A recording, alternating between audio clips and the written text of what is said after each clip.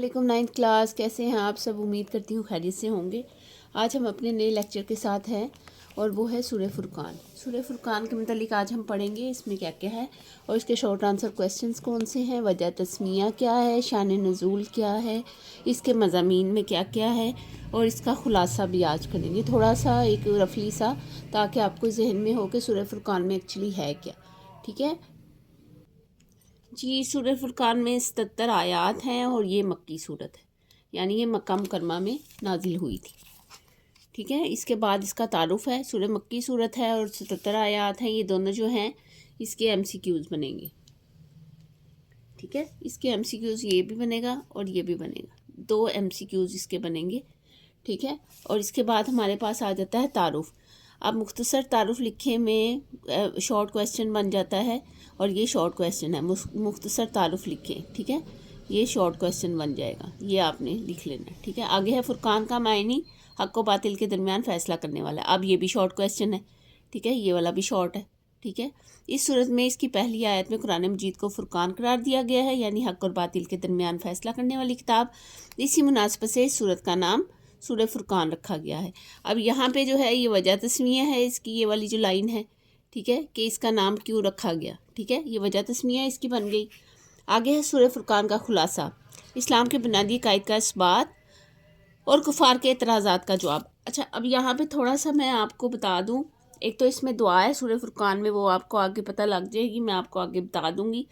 रब्बना hub लना मिन अज़वाजिना व ज़ुर्रियतिना कुर्रतुन ऐनुन वजअलना लिलमुत्तकीना इमामा, ये दुआ है इसमें। इसके अलावा जो इसका ख़ुलासा है वो थोड़ा सा हम देख लेते हैं। इसके ख़ुलासे में क्या है? इसके ख़ुलासे में अल्लाह ताला की अज़मत और शान का ज़िक्र है और उसको औलाद और शरीक से पाक होने का ज़िक्र फरमाया गया है। बुतों को मजबूर और बेबस होने का फरमाया गया है। इसके अलावा कुरान करीम और नबी करीम सल्लल्लाहु अलैहि वसल्लम पर कुफार के जो एतराज़ात का ज़िक्र किया है, उन्होंने वो भी बताया है कि ज़िक्र कौन सा किया है, उसके बाद उसको रद्द करने का भी बताया है कि उसको रद्द किया गया है।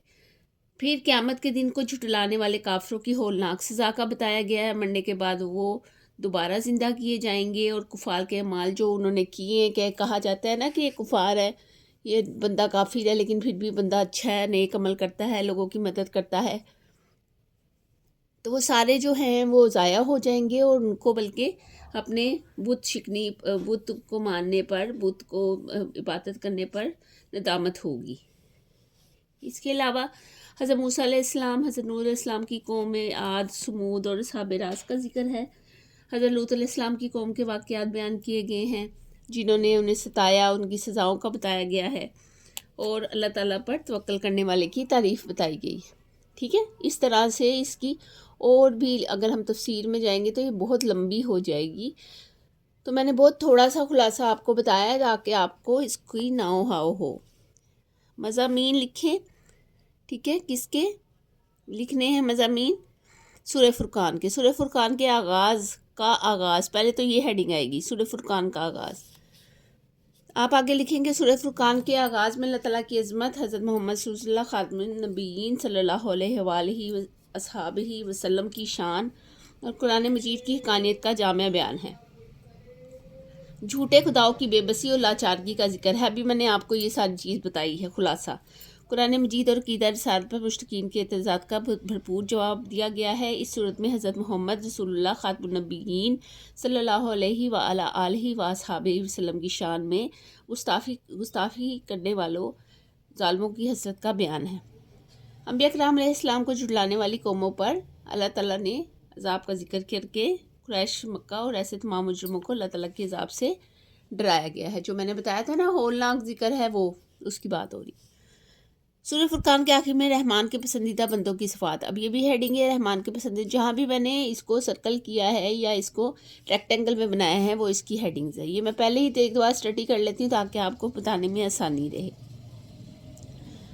ये बंदे रहमान के ख़ास बंदे हैं, ये ज़मीन पर आज़ी और वक़ार के साथ चलते हैं। अब ये अल्लाह के रहमान बंदे ज़मीन पर आज़ी और वक़ार के साथ चलते हैं, ये MCQs है।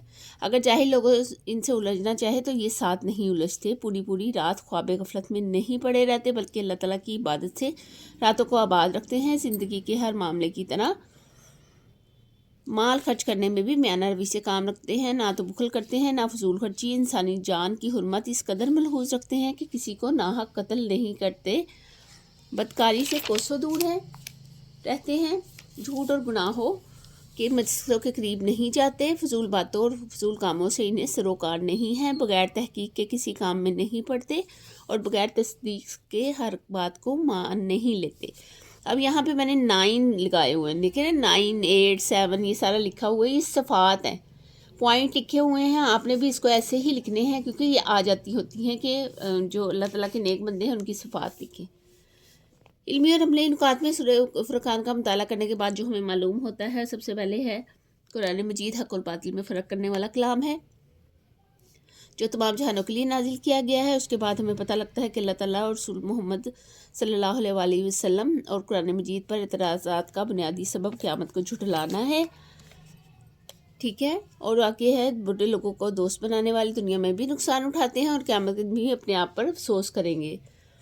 قیامت کے دن حضرت محمد رسول اللہ خاتم النبیین صلی اللہ علیہ وآلہ وسلم نے سے عرض کریں گے کہ میری قوم کے بہت سے لوگ اس قرآن پر عمل کرنے کو چھوڑ رکھا تھا، ٹھیک ہے۔ اس کے بعد اللہ تعالیٰ کے خاص بندے کی خاص صفات ہیں جو اوپر ہے 9، وہ آپ نے یاد رکھنی ہے، اس کے لیے آپ کو آسانی، کبھی 2 بھی آ جاتی ہیں، کبھی 3 آ جاتی ہیں، کبھی 4 آ جاتی ہیں، اس طرح سے۔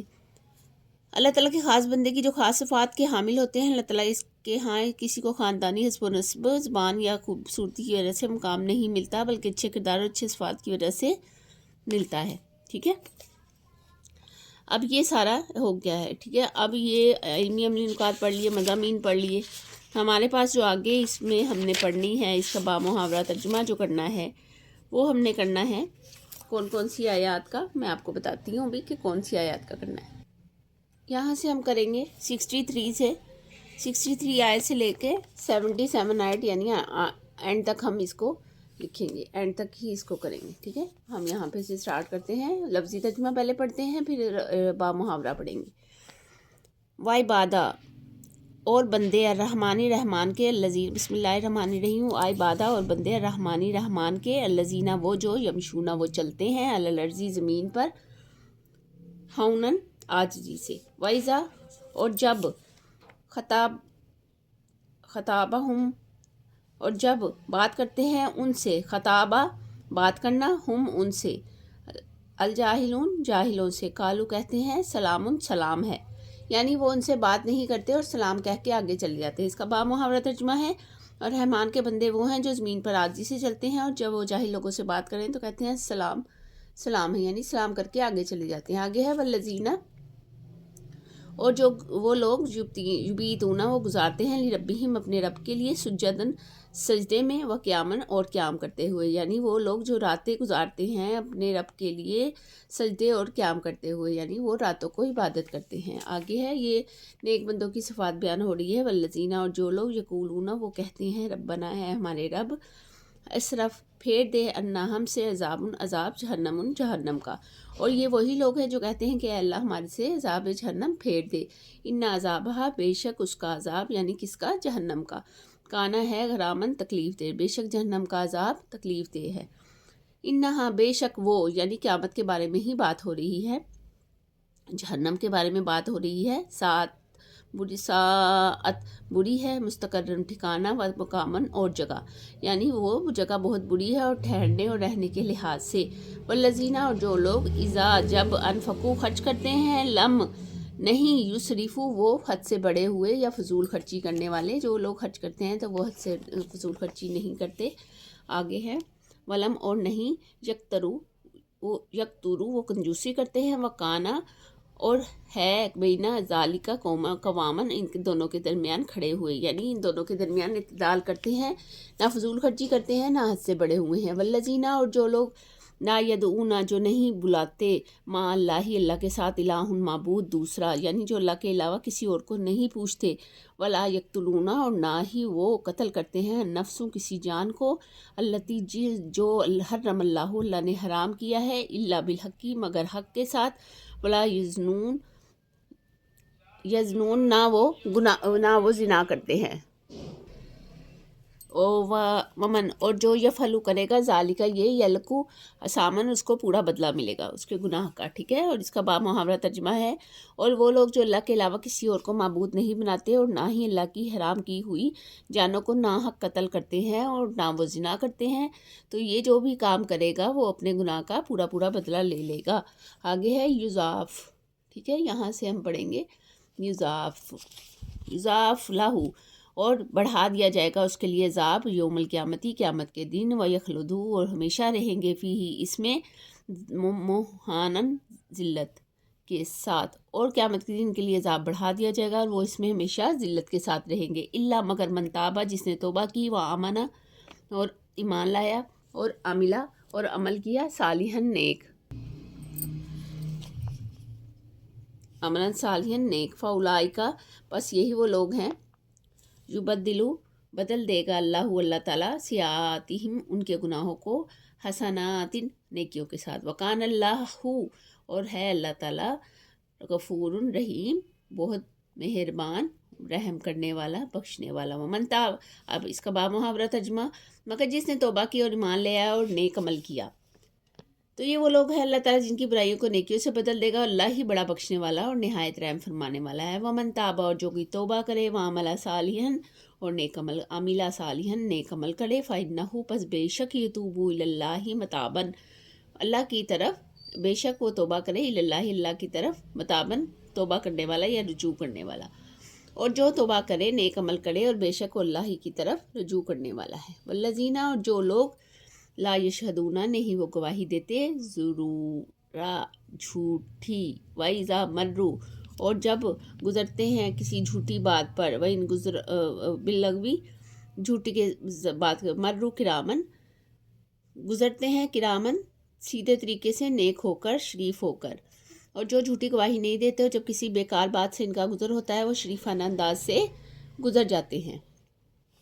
वल्लज़ीना और जो लोग यक़ूलूना वो कहते हैं रब्बना हबलना है रब हमारे, रब्बना हबलना ताकर हमें मिन अज़वाजिना हमारी बीवियों में से, व ज़ुर्रियातिना और हमारी औलादों में से, कुर्रता अयूनिन हमारी आँखों की ठंडक, कुर्रता ठंडक, अयूनिन हमारी आँखों की, वजालना और बना लिलमुत्तकीना परहेज़गार, इमामन इमाम, ए रब हमारे हमें अता फरमा हमारी बीवियों औलाद की तरफ से आँखों की ठंडक और हमें परहेज़गार ओ का इमाम बना।